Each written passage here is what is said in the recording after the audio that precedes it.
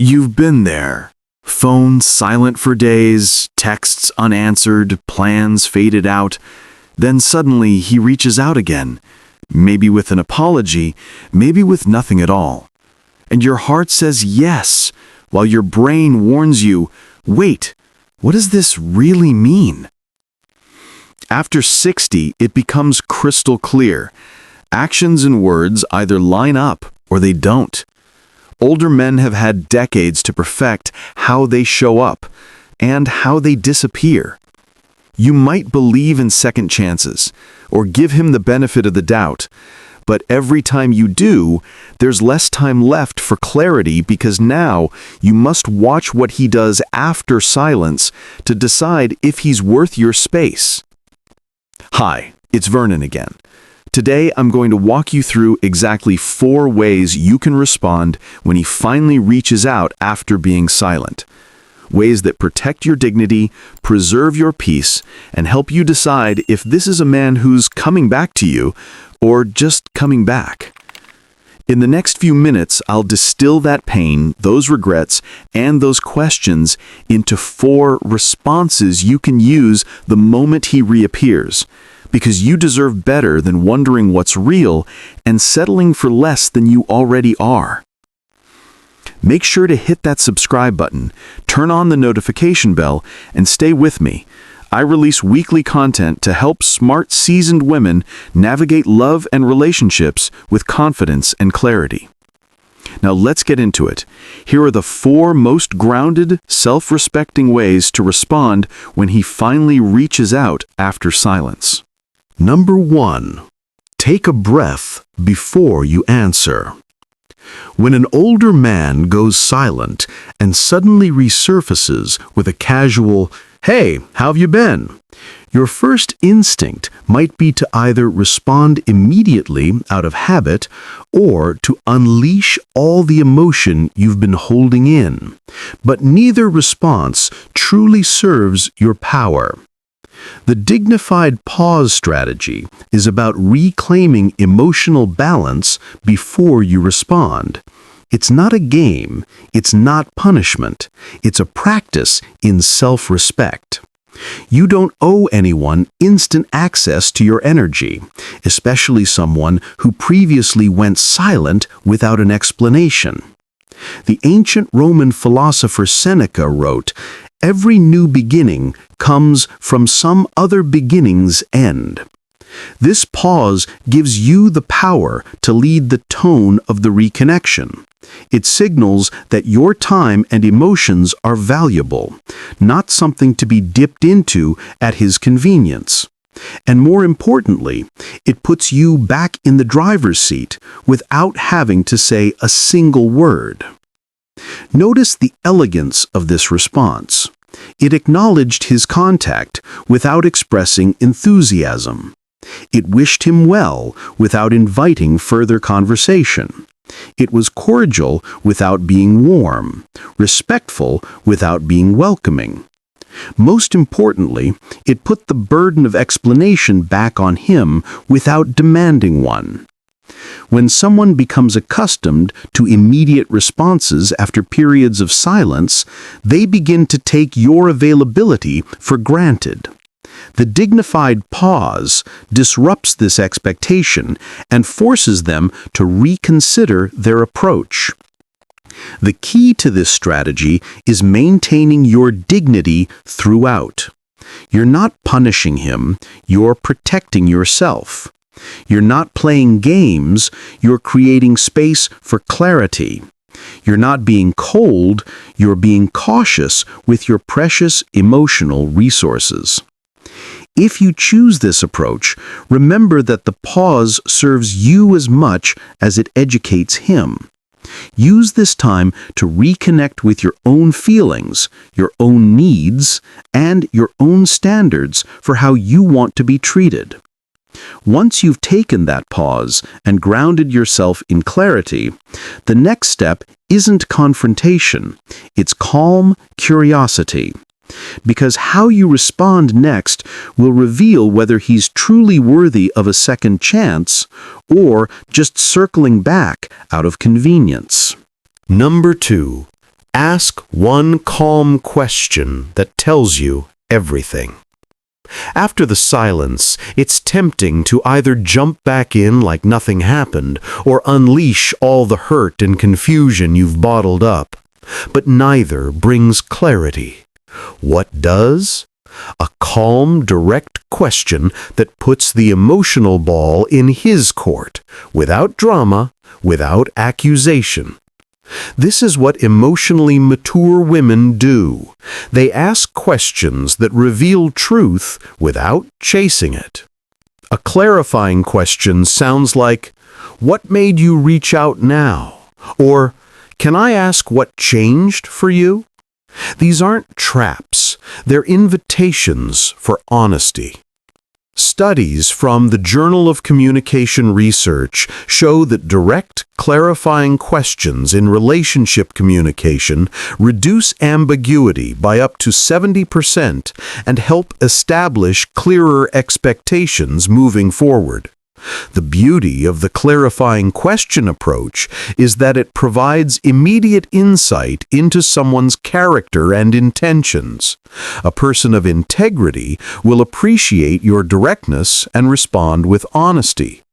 Someone who prefers to keep things vague or maintains multiple casual connections will often become uncomfortable with such clarity and may disappear again, which gives you valuable information about their character.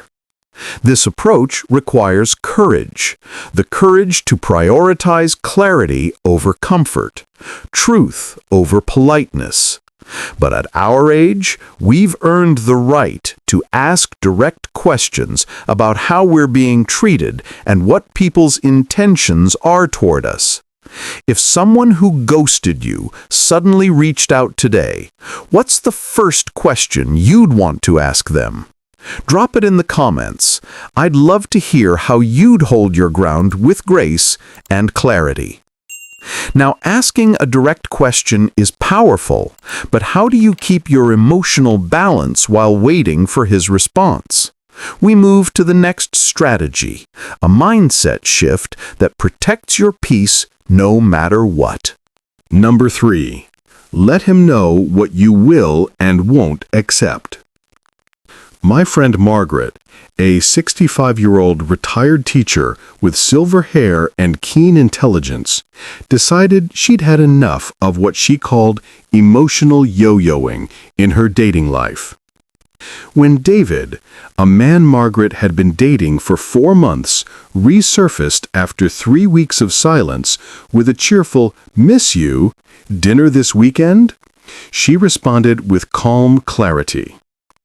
"David, I appreciate you reaching out, but disappearing for weeks and then casually inviting me to dinner doesn't work for me. I value consistent communication and mutual respect. If trust is to be rebuilt, it starts with a real conversation, not picking up where we left off." Margaret understood what many overlook. When a man reappears after silence, he's often testing your boundaries. Will you overlook his absence? Will you choose comfort over self-respect? Or will you show him that your peace isn't negotiable? The ancient Chinese philosopher Lao Tzu taught that those who flow as life flows know they need no other force. Margaret had learned to flow with her own wisdom rather than against it. She wasn't being rigid, she was being authentic to her own needs and standards. When Margaret set her boundary, she wasn't just responding to David, she was defining how she expected to be treated moving forward. His reaction said it all. Instead of apologizing, he got defensive. "I didn't realize we were so serious." What stood out about Margaret's response was how it honored both her wisdom and self-worth. She didn't lecture or plead. She clearly stated her standards and let David respond. When he showed he couldn't meet them, she accepted it with grace and moved on. This approach requires what I call mature confidence, the understanding that not everyone will appreciate your standards, and that's perfectly acceptable. You're not trying to change anyone. You're simply being clear about what works for you and what doesn't. When you stop accepting less than you deserve, you create space for what you do deserve to enter your life. But there are times when even these measured approaches aren't sufficient, which brings us to the most powerful response of all. Number 4. Walk away with grace and no loose ends. Sometimes the most powerful response is the one that closes the door permanently. Sometimes the healthiest response to a man who resurfaces after silence isn't to seek clarity or extend conversation. It's to close the chapter entirely. The complete closure method is for the woman who recognizes that not every message requires a reply, and not every relationship deserves reopening. It's the intentional act of choosing your peace over re-engagement, especially when the man's silence was a clear message in itself. This isn't ghosting in return, it's grown-up closure. It sounds like, "I've moved on, and I'm not interested in reopening this connection. I wish you well." The ancient Greek concept of ataraxia refers to a state of serene calmness and freedom from emotional disturbance. The complete closure method isn't about punishment or revenge. It's about radical self-care. It recognizes that some people are simply not capable of the consistency and respect you require, and that continuing to engage with them diminishes your own well-being and availability for better opportunities. This approach requires what I call loving detachment, the ability to wish someone well while firmly protecting your own emotional sanctuary. It's not about being harsh, it's about being honest about what serves your highest good and having the courage to act on that knowledge.